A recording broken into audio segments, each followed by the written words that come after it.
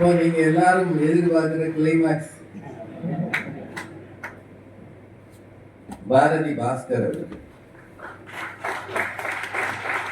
இந்த பேர் சொன்னா மட்டும் யாரும் சொல்லாமலே கைதட்டீங்களே.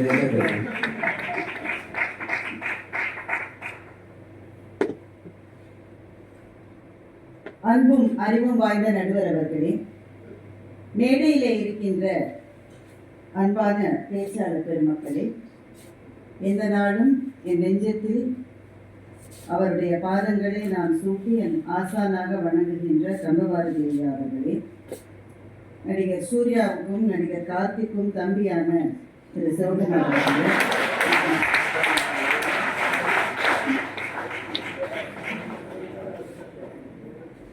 முன்வரிசைதோறும் அமர்ந்திருக்கின்ற கம்பன் காவியத்தில் தன்னுடைய இதயங்களை பறிகொடுத்திருக்கின்ற தமிழ் சான்றோர்களே, டெல்லி தமிழ்ச்சங்கத்தை சீரும் சிறப்புமாக நடத்தி வருகின்ற இந்த டெல்லி கம்பன் கழகத்தினுடைய உறுப்பினர்களாயிருக்கிற அனைத்து பெருமக்களே, என்னுடைய அன்பு சகோதரரான திரு பெருமாள் அவர்களே, அரங்கத்திலே கூடியிருக்கின்ற அன்பான சொந்தங்களே, எல்லாருக்கும் என்னுடைய பணிவன்பு கலந்த வணக்கம்.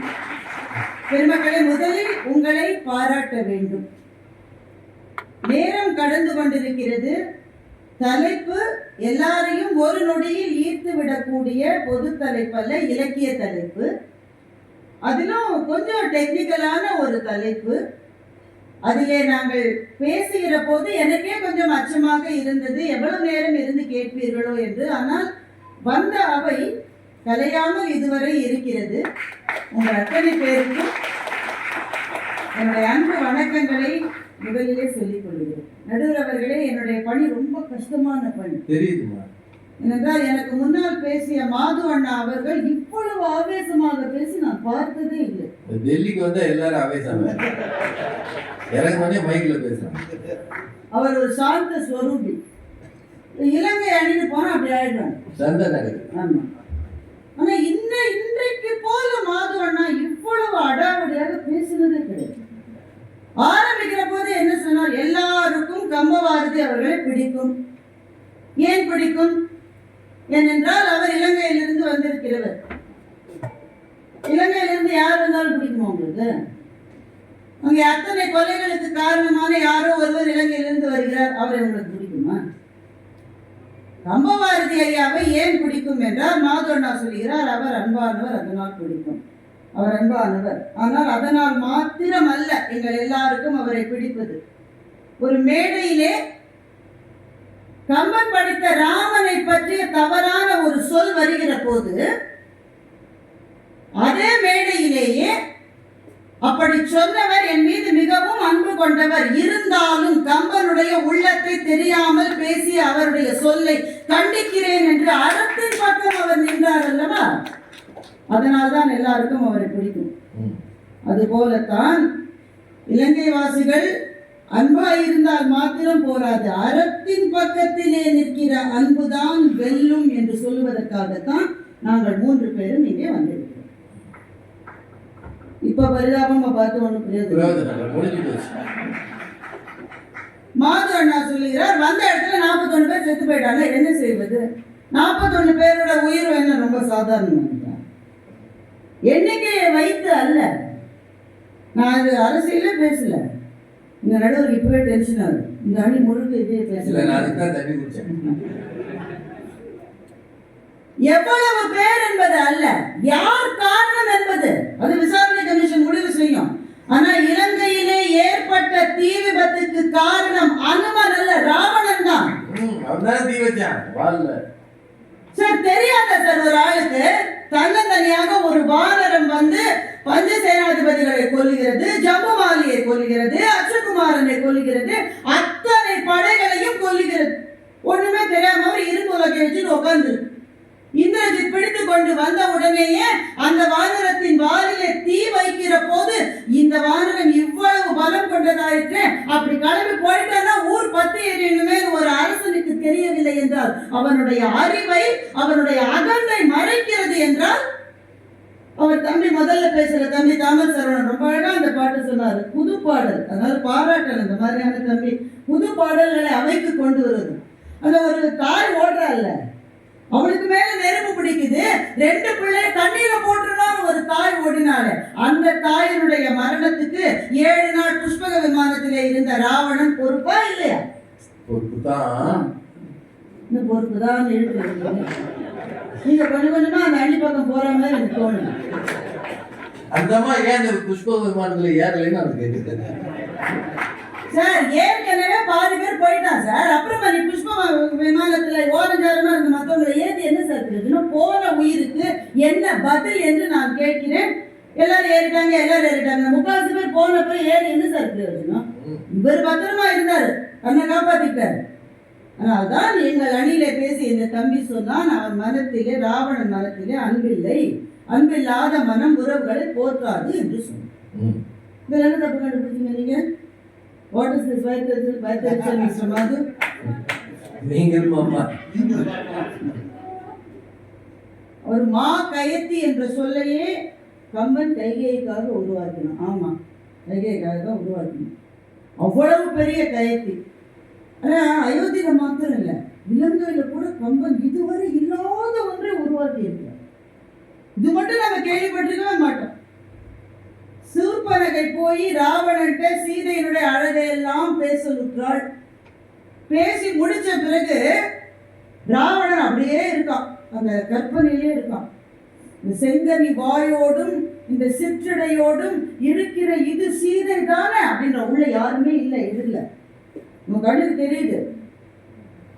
உடனே சூர்பனகை சொல்றா, இல்ல இது சீதை இல்ல, இவ்வளவு அழகான தோள்களோடு இருக்கிற இதுதான் ராமன்றா.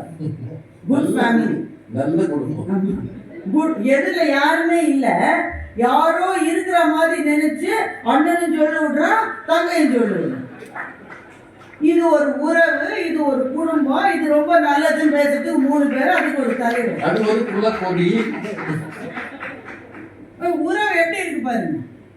இவன் ஒருத்தனை நினைச்சு அவ ஒருத்தைய நினைச்சு 2 பேரும் ஒரே இடத்துல அண்ணனும் தம்பியுமா புலம்புறது. நல்ல குடும்பமா, நல்ல உறவு.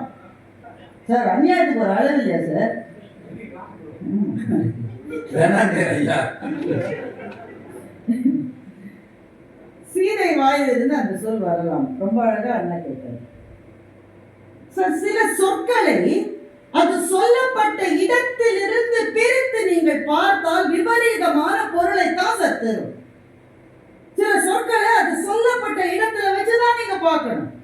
சீதையினுடைய நிலையிலிருந்து நீங்க பாருங்க. அவதான் மான் வேணும்னு ஆசைப்பட்டார், அதுக்காக தான் ராமன் போனான். போன பிறகு ராமன் அலறுவது போல சத்தம் வருகிறது. இவளுக்கு பயம், ராமனுக்கு ஏதாவது ஆடுமோன்ற தவிப்பு. அந்த நிலைக்கு போன பிறகு நான் என்ன பேசுறேன், என்னென்ன சொல்றேன்னா ரொம்ப லிஸ்ட் போட்டு பார்க்க முடியாது சார். உங்களுக்கு உயிரைக்கும் பெரிதா, உங்க ஆவியை விட பெரிதாக யாரை காதலிக்கிறீர்களோ அவர் லக்ஷ்மணா காப்பாத்துன்னு சொல்ற போது சீதைக்கு என்ன வார்த்தை வருதுன்னு அந்த இடத்துல அவளுக்கு கண்ட்ரோல் இல்லை. அதனால இலக்குவனை பார்த்து அவ சொல்லிட்டா, என் அயல் நிற்றையோ ஒரு நீ என்று கேட்டு விட்டார். என் பக்கத்துல நீ நிப்பியா, நீ போய் இந்த நேரத்துல என் பக்கத்துல நிக்கிறேன்னு கேட்டுட்டா சார். உண்மைதான், நீங்க சொன்னது கரெக்ட் தான். அந்த சொல் சீதையினுடைய வாயிலிருந்து வந்தது. ஆனா இதுதான் அயோத்தியினுடைய உறவுகள் எவ்வளவு உன்னதமானவை என்று எஸ்டாப்ளிஷ் பண்றதுக்கு எனக்கு நீங்க போட்டு கொடுத்த பிளாட்ஃபார்ம் சார். அப்படிதானே சொன்ன சீதை, என் பக்கத்துல நிக்கிறியாடா நீ கேட்டுட்டான். லக்ஷ்மணர் பார்த்து கேட்டுட்டான். என்னுடைய கேள்வி எதிர இனிமே நீங்க பதில் சொல்ல முடியாது. நடுவர் முடிந்தால் பதில் சொல்லலாம், அல்லது அவையவர்கள் பதில் சொல்லலாம். சீதை என்னை இப்படி எல்லாம் பேசிட்டான்னு லக்ஷ்மணன் எப்போது ராமன்கிட்ட போய் சொன்னாங்க சொல்லுங்க சார். நாம சொல்லி போக மாட்டோம், யோசிச்சு பாருங்க. ராமன் வந்து கேட்கறான், என்னடா நீ தனியா வந்திருக்க, அணி விட்டு ஏன்டா வந்த? உடனே சொன்னான், ஓ பொண்டாட்டி தான் என்ன துரத்திச்சு, அதுவும் சாதாரணமாவா துரத்திச்சு, என் பக்கத்துல வந்து நிக்கிறியடா, என்ன தப்பா பேசி கேரக்டர் அசாசினேஷன் பண்ணி என்ன அவரோட மனைவி சொல்லுவோமா மாட்டோம். லக்ஷ்மணன் என்ன சொன்னான், அவ பதறிட்டா, அதனால நான் வந்தேன். போய் பார்த்தா சீதை இல்லை. இன்னமும் இவங்களுக்கு டென்ஷன் ஜாஸ்தி ஆயிடுச்சு. 2 பேருமா சேர்ந்து சீதையை தேடுறாங்க. அந்த நேரத்துல லக்ஷ்மணன், உன் மனைவி என்ன தப்பா பேசினதாலதான் நான் வந்தேன், இல்லைன்னா நான் சொன்னான். சரி, அப்பதான் சொல்லல. அதுக்கப்புறமா ஒரு வருஷம் 10 மாசம் இவங்க அங்கேயும் இங்கேயுமா தெரிஞ்சு ஏதாவது ஒரு கட்டத்தில் இலக்குவன் அண்ணி என்ன தப்பா பேசினாங்கன்னு ராமன்ட்ட சொன்னானா? ஒரு முறை கூட சொல்லு. சீதை அதை நினைச்சு இலங்கையில இருந்து வருகிறா சார். சொல்லிட்டா அந்த இடத்துல அந்த வார்த்தையை சொல்லிட்டாவ. அத சொன்ன பிறகு ராமன் இவ்வளவு நாள் வரவே இல்லையே, நான் சொன்ன சொல்லை லக்ஷ்மணன் சொல்லி அறிவிலல் என்று என்னை துறந்தானோ ராமன் என்று இலங்கையிலே இருந்து சீதை பரிதவிக்கிறார். ஆனா ஒரு வார்த்தை லக்ஷ்மணன் சொல்லல. உறவுகள் அப்படி இருக்கணும். ஒருத்தர் சொன்னதை இன்னொரு இடத்துல போய் சொல்றதுனாலதான் சார் பல குடும்பங்களில் உறவுகள் இல்லாமல் போயிடும். ஆத்திரத்துல வர ஒரு வார்த்தை, அவசரத்துல ஒரு வார்த்தை, அதை விழாம விரியாம சிந்தாம சிதறாம எடுத்துட்டு போய் யார்கிட்ட சொல்லக்கூடாதோ அவங்க கிட்ட கரெக்டா சொல்றதுனாலதான் லக்ஷ்மணன் ஒரு மாடலம், ஒரு பாடம் எடுக்கிறான். கடைசி மட்டும் சொல்லலையா? அப்போ நீங்க எதை பாக்குறீங்கன்னா சீதை ஒரு வார்த்தை சொல்லிட்டான்னு நீங்க பாக்குறீங்க. ஆமா, சொல்லிட்டா. சொன்ன வார்த்தைக்கு அவளே வருத்தப்பட்டாள், அவளே வேதனைப்பட்டாள். ஆனா அவ அப்படி சொல்லிட்டான்னு சம்மந்தப்பட்ட ராமன்ட்ட நிறைவு வரை சொல்லாத லக்ஷ்மணன் மாதிரியான உறவு எங்க அயோத்தியில தான் இருந்ததுன்னு சொல்றதுக்கு தான் நாங்க முழுக்கிறோம். இதுக்கு கூட இவ்வளவு கம்மியா நீங்க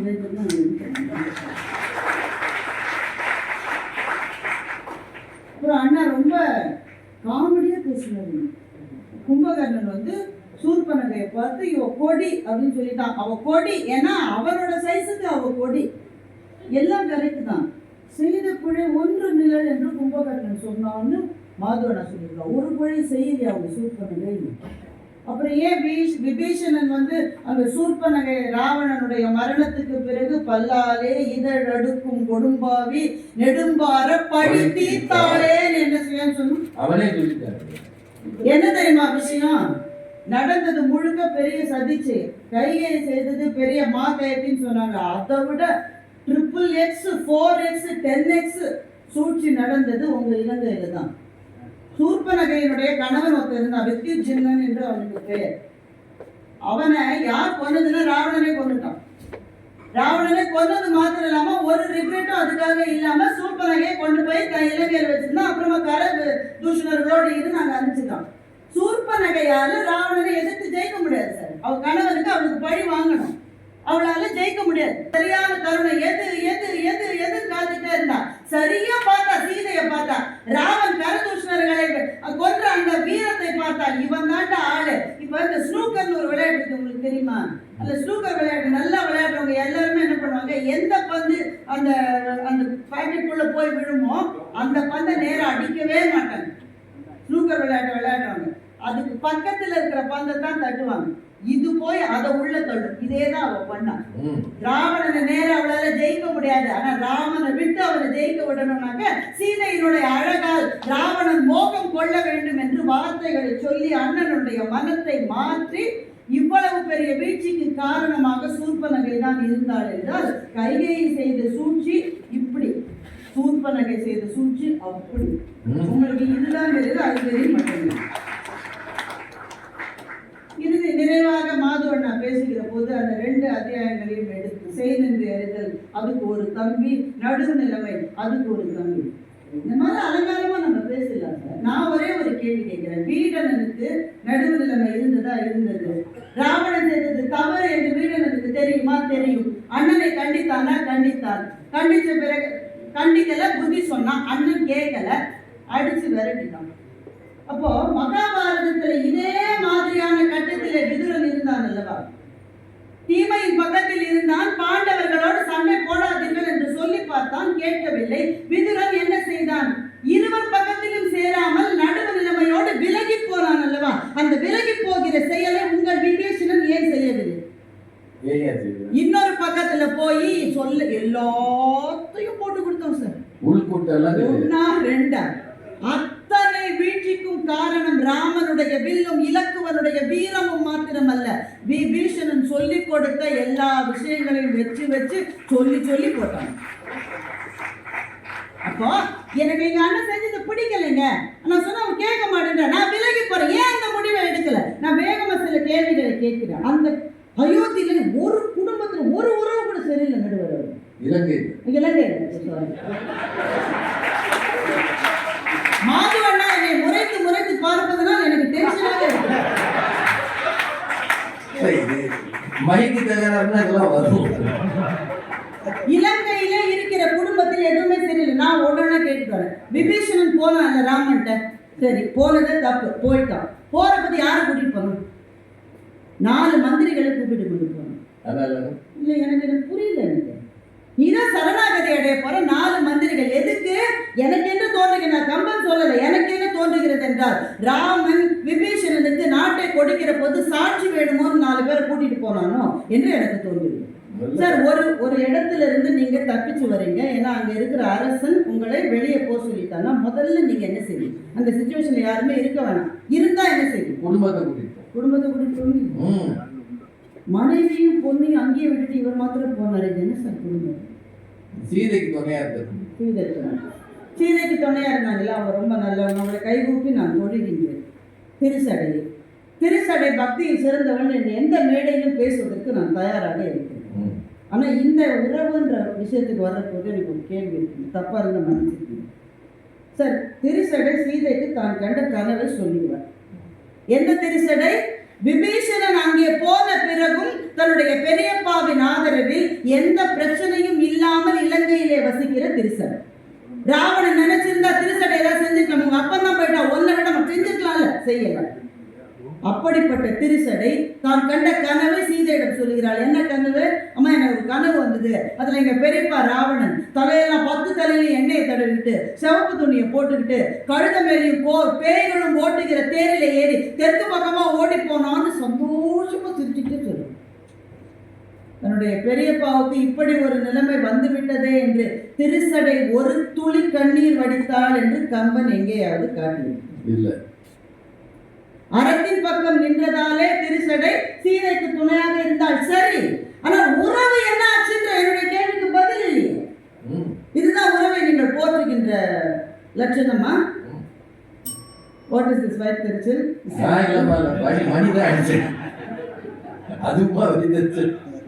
சரி வேகமா மணி அடிச்சிட்டாங்க. அதற்கு முன்பு பேசிய புதுக்கோட்டை பாரதி அவர்கள் ரொம்ப அழகாக பேசினாங்க. அவர் பேச்சிலிருந்து முக்கியமான ஒரு விஷயத்தை நாம் எல்லாம் தெரிந்து கொண்டோம். அது என்ன விஷயம் என்றால் தேவக்கோட்டைக்கும் புதுக்கோட்டைக்கும் 1.5 மணி நேரம் டிராவல் என்ற விஷயத்தை தெரிஞ்சுக்கணும். சார் இப்போ ஸ்விக்கியில் நீங்கள் சாப்பாடு ஆர்டர் பண்ணியிருக்கீங்க சார், நல்ல சாப்பாடு வந்துருச்சு. சாப்பாட்டை பார்ப்பீங்களா? ஸ்விக்கி வந்த ஆள் பைக்கில் வந்தாரா பஸ்ஸில் வந்தாரான்னு பார்ப்பீங்களா?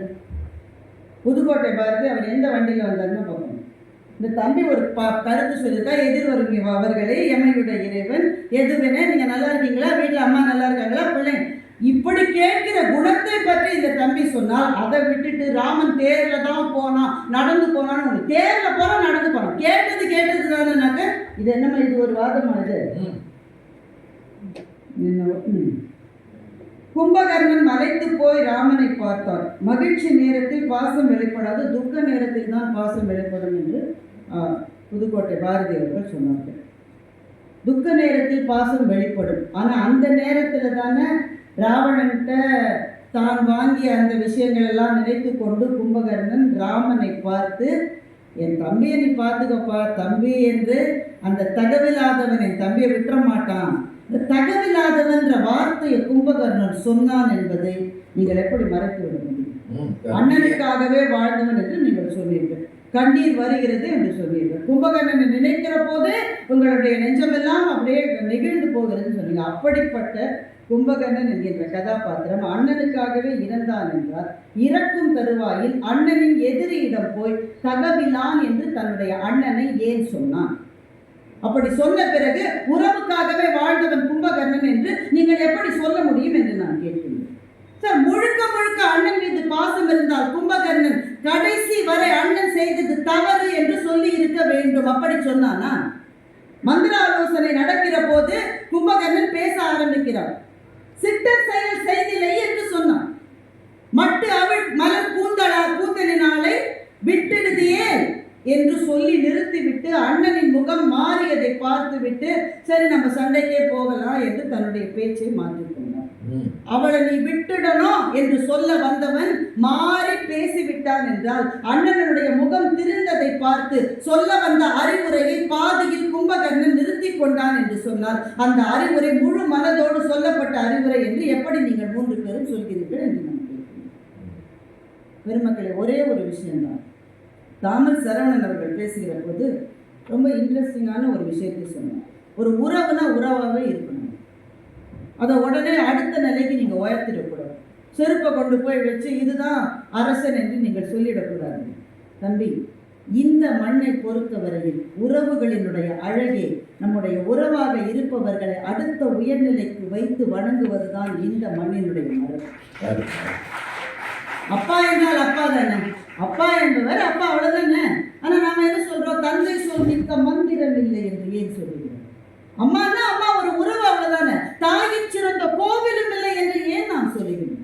ஆசிரியர் மாணவர் என்பது ஒரு உறவு தானே, ஒரு உறவு தானுங்க, அவ்வளவுதானே. தாமல் சரவணன் தம்பி சொன்னதுபடி அது ஒரு உறவு மாத்திரம் தானே. ஆனா எங்க கம்பவாரதி ஐயா இந்தியாவுக்கு வந்த போது தன்னுடைய ஆசிரியரனுடைய அந்த செருப்பை, அந்த பாதுகையை அவரிடமிருந்து கேட்டு பெற்று இன்றைக்கும் அவருடைய வீட்டிலே பூஜை அறையில வைத்து பூஜை செய்து கொண்டிருக்கிறார். ஒரு உறவுனா உறவாத்தான் இருக்கணும். அடுத்த லெவலுக்கு அதை எடுத்துட்டு போனா அந்த உறவுக்கு அர்த்தம் இல்லை என்று நீங்கள் சொன்னால் அது இந்த மண்ணுக்கான பேச்சே கிடையாது. அதனால்தான் ராமனை அத்தனை பேரும் அவன் அண்ணன் தான், ஆனால் கடவுளாகத்தான் அவர்கள் பார்த்தார்கள். அந்த 4 சகோதரர்களை நீங்கள் மாத்திரம் எடுத்து பாருங்கள்.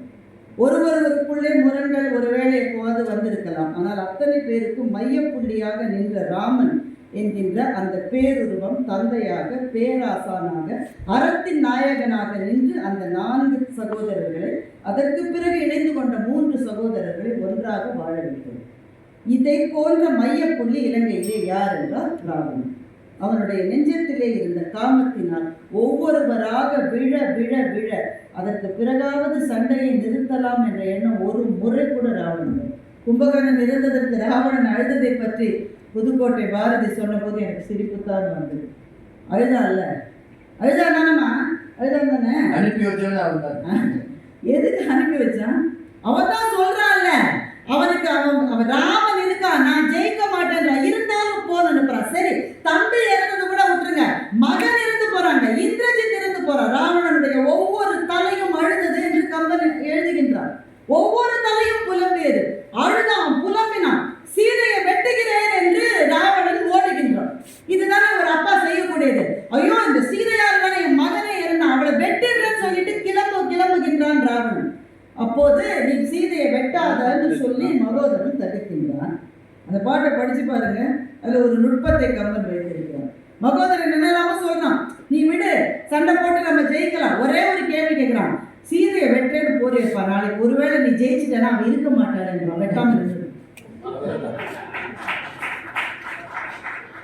இது ஒரு தகப்பனின் வீழ்ச்சி அல்லவா? இதுதானே ஒரு தகப்பனின் வீழ்ச்சி. ஒரு மகன் பிரிந்தான்னு செய்தி தசரதனுக்கு வருது. தேர் போயிடுச்சான்னு கேட்கிறான். நாட்டை விட்டு தேர் போயிடுச்சுன்னு சொன்னா தயரதனுடைய உயிர் போனது. மகன் பிரிந்து போனான் என்ற உடனே போன உயிர் இருந்தது அயோத்தியில். தன்னுடைய காம வேள்விக்கு தன்னுடைய மகன்களையே ஆகுதியாக்கிய தந்தை இருந்தது இலங்கையில் என்றால், பெருமக்களே, உறவுகளுக்காக ஓடுவதும் ஆடுவதும் அழுவதும் கலங்குவதும் பேசுவதும் பிரிவதும் முரண்படுவதும் எல்லா இடத்திலும் இருப்பது. ஆனால் இன்றைக்கு இந்த தேசத்துக்கு என்ன தேவை? ஒரு நிமிடத்துக்கு ஒரு தகப்பன் தன்னுடைய குழந்தைகளுக்கு செய்ய வேண்டிய மிகப்பெரிய சொத்து சேர்ப்பு என்ன சொல்லுங்க. 4-5 வீடு வாங்கி போட்டிருக்கோம். கரோல்பாகிலே 3 ஃபிளாட் இருக்குன்ற ஒருத்தர் 4-5 வீடு வாங்கி போட்டிருக்கோம். பேங்க்ல இவ்வளோ இருக்கு, மியூச்சுவல் ஃபண்ட்ஸ்ல இவ்வளோ இருக்கு, டெபாசிட்ஸ்ல இவ்வளோ இருக்கு. இது ஒன்று தானா ஒரு தகப்பன் தன் பிள்ளைகளுக்காக சேர்த்து வைப்பது? மிக முக்கியமாக ஒரு தகப்பன் தன்னுடைய பிள்ளைகளுக்கு சேர்த்து வைக்க வேண்டிய ஒரு செல்வம் இருக்கிறது. அவன் அந்த தகப்பன் அறம் தவறி நின்று யாராவது அந்த தகப்பனை சபித்திருந்தால் அந்த சாபம் தகப்பனுக்கானதல்ல, பிள்ளைகளுக்கு, தலைமுறைகளுக்கு தான் வந்து சேரும்.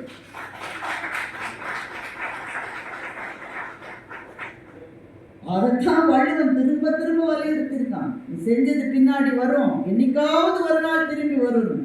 தன்னுடைய பிள்ளைகள் நன்றாக வாழ வேண்டும் என்று குலை பதற இன்றைக்கு பிரார்த்தனை செய்து கொண்டிருக்கிற ஒவ்வொரு தகப்பனும் செய்ய வேண்டிய முக்கியமான விஷயம், பிறர் தனக்கு சாப விடுற மாதிரி எதையும் செய்யாமல் இருக்குது. இங்கே இருந்தது தயரதன், அங்கே இருந்தது ராவணன். இந்த 2 பேரும் இதை யார் செய்தார்கள்?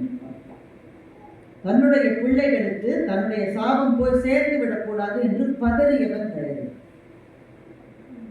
ராவணன் ஒரு பெண்ணை அவளுடைய விருப்பம் இல்லாமல் கொண்டு வந்து வைத்தார். சீதையை மாத்திரமா? இந்த மாதிரி எத்தனை பெண்களை கொண்டு வச்சிருக்கிறாங்க. வேதவதியுடைய சாபம் இல்லையா? வால்மீகி எழுதுகிறார், சீதை ராவணனை பார்த்து துரும்பை கிள்ளி போட்டு பேசுகிற போது ராவணனுக்கு பின்னால் நின்றிருந்த பெண்கள் எல்லாம் சீதையை பார்த்து நீ பேசுன்னு சைகை காட்டினாங்க. வால்மீகி இதை எழுதுகிறார். அப்ப எல்லாரும் பாதிக்கப்பட்டிருக்காங்க, அவங்களால பேச முடியல. இவ ஒருத்தி தான் தைரியமா பேசுற, நீ பேசுமான்னு பின்னாடி இருந்து. அப்ப எத்தனை பெண்கள் பாதிக்கப்பட்டிருக்கிறார்கள், எத்தனை பெண்களினுடைய கண்ணீர் அந்த இலங்கை மண்ணை சுட்டு இருக்கிறது. இந்த பாவத்தை எல்லாம் ராவணன் சேர்த்து வைத்தார் என்றால் தன்னுடைய சந்ததியினருக்கு, தன் பிள்ளைகளுக்கு அது போகும் என்பதை பற்றி அவனுக்கு கவலையே இல்லை. அவன் காமம் ஒன்றுதான் அவனுக்கு முக்கியம்.